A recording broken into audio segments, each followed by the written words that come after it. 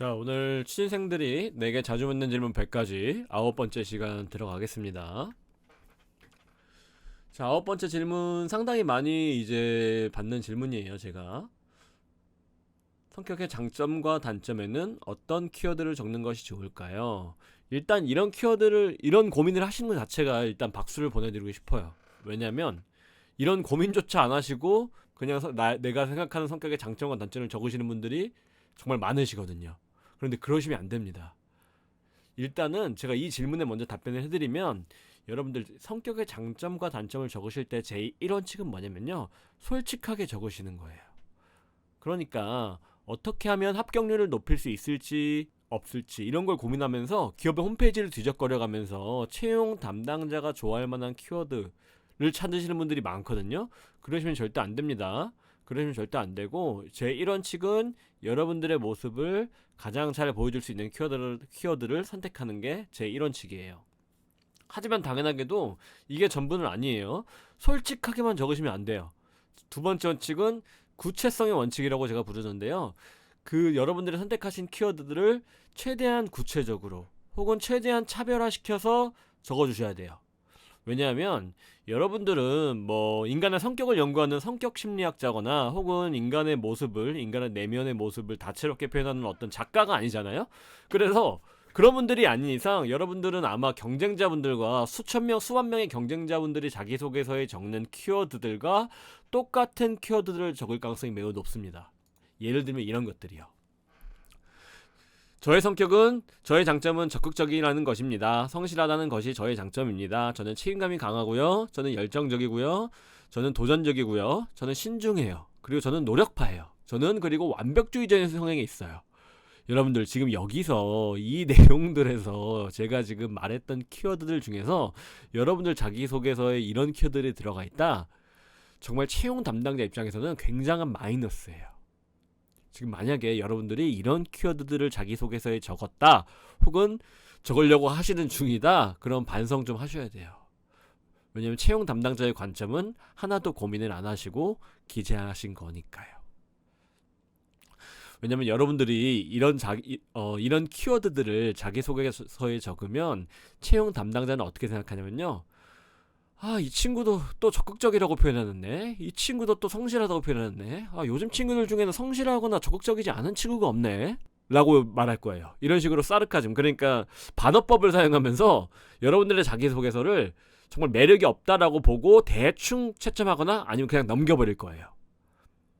이게 이상한 게 아닙니다. 제가 이제 설명을 드릴 건데, 채용 담당자는 자기소개서를 안 그래도 많이 읽어야 돼요.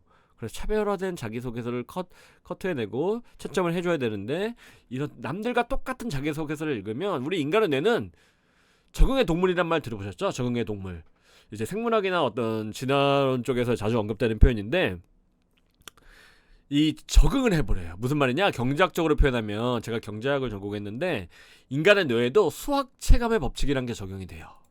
제가 잠깐 수학 체감의 법칙을 먼저 설명을 드릴게요. 자, 수학 체감의 법칙이란 어떤 거냐면요, 이런 그래프로 지금 표시가 될 수 있는데, 그러니까 경제학에서 사용되는 모델인데, 자본과 노동 등 생산 요소가 한 단위 투입될 때 그로 인해서 늘어나는 생산량이 처음에는 확 증가하다가 점점 줄어든다는 거예요. 말이 조금 어렵죠? 말이 조금 어려워서 예시를 들으시면 금방 이해될 거예요. 예를 들어서 여러분들이 인형에 눈을 붙이는 아르바이트를 한다고 가정을 하면은, 처음에는 1시간에 막 10개, 20개, 30개, 50개, 80개, 100개까지 막 올라갈 거예요. 이걸 이제 수학 체증한다고 이제 얘기를 하거든요, 경제학에서는. 말이 조금 어려운데, 여러분들이 눈을 붙이는 인형의 개수가 점점 증가할 거예요. 왜냐면 에너지가 남아 도니까요. 하지만 시간이 지날수록 어느 순간 떨어지기 시작을 할 거예요. 점점 완만한 곡선을 그리다가 여러분들이 생산하는 인형의 개수가 점점 줄어들 거예요. 왜냐하면 우리의 체력에는 한계가 있으니까요. 제가 갑자기 왜 이런 경제학 얘기를 하냐, 성격의 장단점 이야기를 하다가, 왜냐하면 수학 체감의 법칙은 우리 인간의 뇌에 적용되는 거기 때문이에요. 그러니까 여러분들의 채용 담당자의 뇌에도 똑같이 적용된다는 거예요. 여러분들 생각을 해보실래요? 한번 여러분들이 좋아하는 치킨을 시켰다고 가정을 해볼게요. 제가 지금 강의를 찍는 시간이 오늘 금요일인데 오늘 치킨과 맥주를 먹을 예정이라서 제가 갑자기 치킨이 생각났는데 여- 제가 저의 뇌는 치킨을 처음 시킨 다음에 첫 닭다리를 뜯을 때 가장 큰 만족감을 느낄 거예요.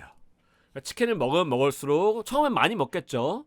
날개도 먹고 닭다리도 먹고 목살도 먹고 이렇게 계속 뜯을 거예요. 그럼 한 마리 제가 치킨을 한 두 마리 정도는 먹는 편이라서 두 마리까지 먹다가 세 마리째 만약 먹게 된다. 그러면 그 세 마리째 뜯는 치킨의 그 만족감은 줄어들겠죠, 당연히. 그리고 네 마리째, 다섯 마리째, 여섯 마리째 계속 먹다 보면은 어느 순간 저의 행복감은 마이너스가 될 거예요. 물리겠죠? 치킨만 봐도 오바이트가 나오는 이런 구간이 올 거예요. 어쨌든지 제가 얘기하고 싶은 거는 지금 치킨을 먹을 때마다 행복감이 줄어드는 것처럼 채용 담당자의 뇌도 여러분들의 자기소의 진부한 키워드를 볼 때마다 질릴 가능성이 높다는 거예요.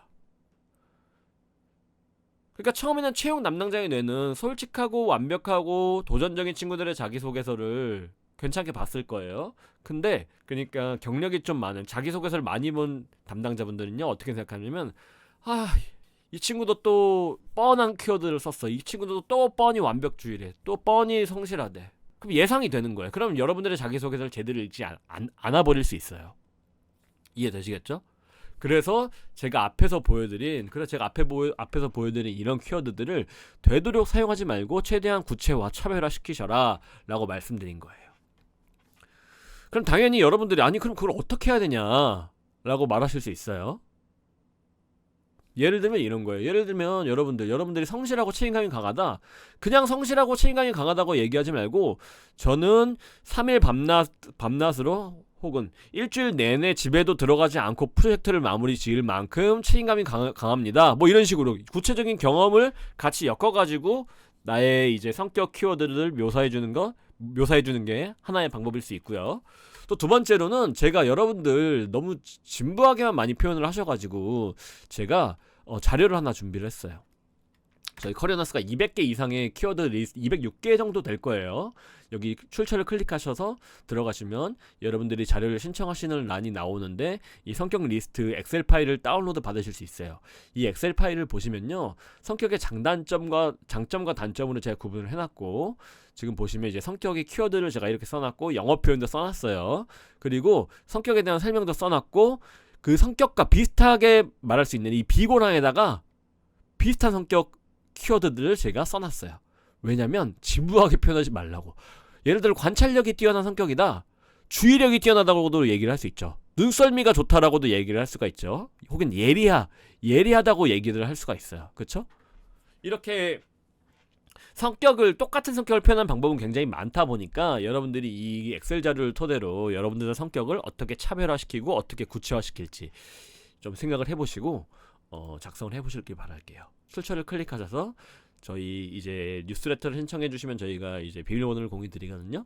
그래서 그렇게 진행을 해주셔서 여러분들의 성격의 장점과 단점을 차별화시켜 보세요. 그리고 그거를 이제 저 키워드들을 어떻게 자기소개서에 반영해야 되냐? 똑같이 제가 참조 칼럼으로 여러분들의 성격의 장점과 단점을 작성하는 방법을 설명해 두었으니까 한번 링크를 URL을 따라가서 참조해 보시길 바랄게요. 그럼 감사합니다.